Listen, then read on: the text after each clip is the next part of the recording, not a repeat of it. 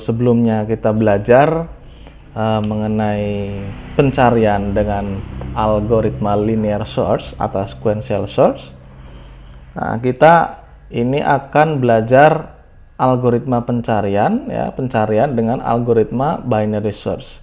Nah, jadi tadi kita sudah lihat bahwa pencarian dengan linear search itu bisa dibilang tidak terlalu efektif begitu ya, karena bisa aja kita harus mencari sejumlah banyaknya data itu. Ya kalau datanya cuma 10 nggak apa-apa, kalau datanya ada 1000 atau 10.000 atau ratusan ribu bahkan jutaan gitu ya, kalau datanya ada di ujung atau di tengah-tengah agak ujung gitu ya, itu agak repot nyarinya seperti itu. Nah, di sini kita punya algoritma yang lebih efisien begitu ya dalam pencariannya. Kenapa lebih efisien? Nanti kita lihat karakteristiknya. Nah, ini dalam binary search ya, logik utamanya adalah melakukan pencarian dengan membagi dua area pencarian. Nah, yang ini nanti akan mengurangi area pencariannya. Oke, tukang bubur lewat ya. Oke, kita lanjutkan. Dengan cara seperti itu, iterasi dari pencarian ya itu akan bisa dikurangi gitu ya. Nah, cuma algoritma ini ketika kita mau bekerja dengan algoritma ini ada persyaratannya. Apa persyaratannya? Persyaratannya adalah data yang ada pada array ya yang akan kita lakukan pencarian itu harus urut terlebih dahulu. Ya. Ya, kalau belum urut gimana? Ya kalau belum urut ya harus diurutkan. Itu cara yang pertama. Cara yang kedua pakai linear search. Terserah mau pakai mana. Nah, cara pengurutan nanti ini akan dipelajari pada pertemuan selanjutnya ya. Ini ada algoritmanya sendiri ini ya. Pengurutan ini ada algoritmanya sendiri, ada macam-macam. Nanti kita pelajari juga. Oke, seperti itu binary search. Jadi binary search ini bisa mengurangi waktu pencarian gitu ya, karena itu tadi ada sistem bagi dua tadi ya. Bagi dua, area pencariannya dikurangi gitu ya. Seperti itu. Nah, pseudocode-nya gimana? Nah, misalkan kita punya array seperti ini ya. Kita punya array seperti ini. Kita lihat ini ada 9 elemen ya, ada 9 elemen yang dia sudah terurut dari kecil ke bilangan yang paling besar. Dan di sini kita mencari bilangan 9 ya, bilangan 9. Beda dengan tadi, kalau tadi itu kita telusuri data itu dari yang paling kiri kemudian ke yang paling kanan. Kalau ini beda. Kalau ini caranya gimana? Kalau ini caranya kita harus mencari dulu ya. Kita harus mencari dulu titik tengah dari array tersebut. Caranya gimana? Caranya adalah dengan menambahkan ya indeks yang paling kiri dengan indeks yang paling kanan. Nah, jadi mula-mula area pencariannya itu ada pada keseluruhan ini ya. Dalam keseluruhan ini ya, keseluruhan array ini adalah area pencarian kita mula-mula. Nah, langkah yang pertama tadi apa? Langkah yang pertama tadi adalah mencari titik tengah. Mencari titik tengah dari array ini ya. Titik tengahnya gimana caranya? Cara nyarinya adalah 0 ini ya, yang paling kiri ini ditambahkan area pencarian yang paling kanan. Area pencarian yang paling kanan mana? Ini ya. Area pencarian yang paling kanan. Area pencarian kanan ini 8. Jadi 0 ditambah 8 kemudian dibagi dengan 2. Jadi 0 tambah 8 sama dengan 8 dibagi 2. Dibagi 2 berapa hasilnya? 4 ya. Jadi titik tengahnya mula-mula adalah di sini 14. Ya. 14. Kemudian setelah kita dapat titik tengahnya ini, kita cari nih. Kita lihat dulu, apakah data yang dicari itu ada pada titik tengah tersebut. Kita lihat, apakah 9 sama dengan 14? Ternyata tidak. Karena tidak, maka pencarian tidak akan berhenti. Nah, setelah kita tahu bahwa di tengah itu bukan merupakan bilangan yang kita cari, ada dua kondisi ya. Nah, kondisinya adalah bilangan yang dicari itu lebih kecil daripada nilai tengah, atau bilangan yang dicari itu lebih besar daripada nilai dari ini, titik tengahnya ini. Ya. Kita lihat, 9 lebih kecil dari 14. Ya. Nah, kalau lebih kecil, nah lihat ini ya. Jika data yang dicari lebih kecil dari nilai tengah, maka ulangi pencarian dengan mengubah titik akhirnya ke sebelah kiri. Jadi area pencariannya itu kita geser ya. Geser ya ke sebelah sini ya, ke sebelah sini. Kita geser ke sebelah sini. Jadi titik ujung akhirnya adalah di ini 3 ini. Yang tadinya titik ujungnya di sini ya. Karena nilai 9 ini lebih kecil daripada nilai tengah yang sebelumnya, maka area pencarian itu kita geser ke sebelah kirinya dari titik tengah. Jadi kemana? Jadi ke sini. Nah, kemudian setelah sampai sini, naik lagi, kita kembali lagi sini.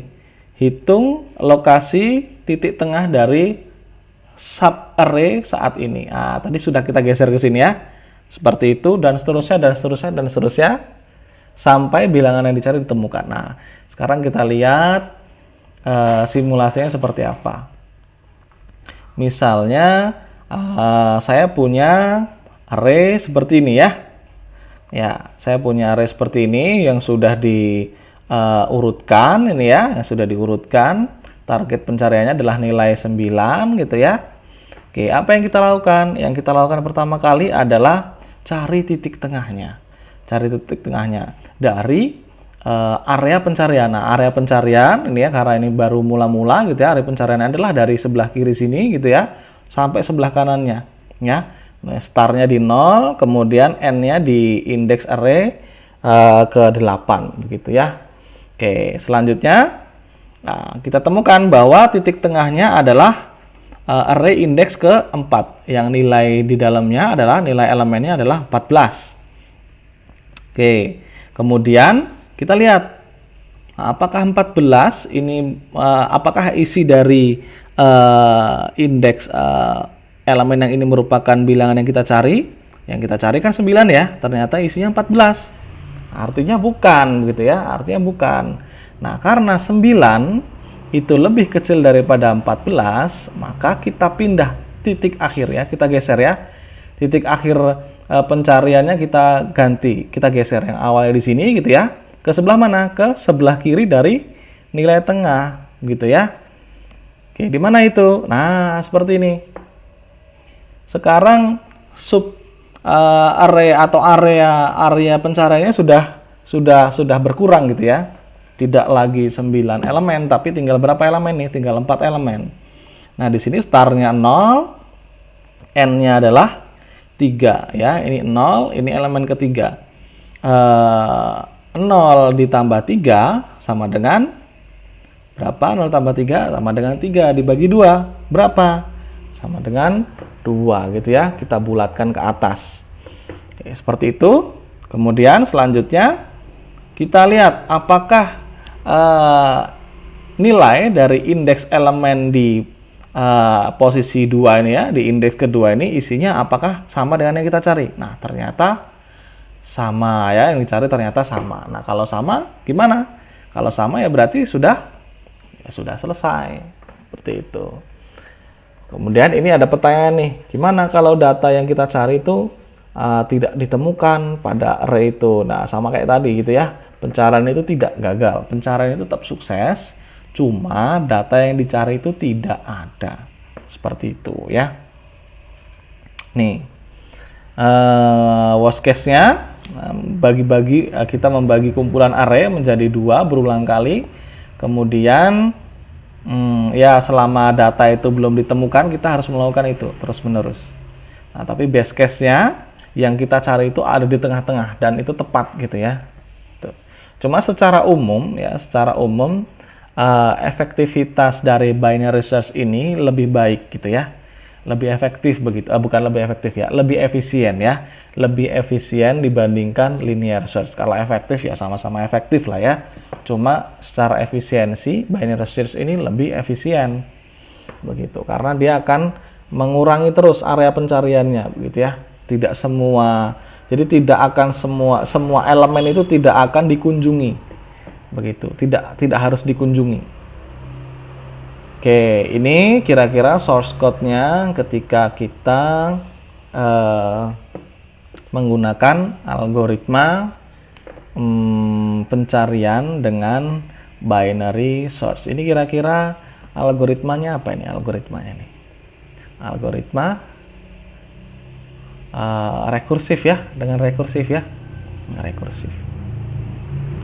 Nah, di dalam video ini sekalian saya sampaikan bahwa PR yang ada di video yang sebelumnya itu di cancel ya. Nah, kita ganti PR-nya. PR-nya kita ganti. Teman-teman itu melakukan pencarian ya di dalam struct. Struct-nya ini isinya n elemen, isinya itu boleh diinputkan secara manual, boleh hardcode statik di dalam kode program. Kemudian yang dicari adalah data mahasiswa ya, data mahasiswa berdasarkan NIM-nya. Begitu ya. Diasumsikan bahwa NIM tersebut sudah urut begitu ya. Oke. Demikian, semoga bermanfaat. Selamat mengerjakan PR.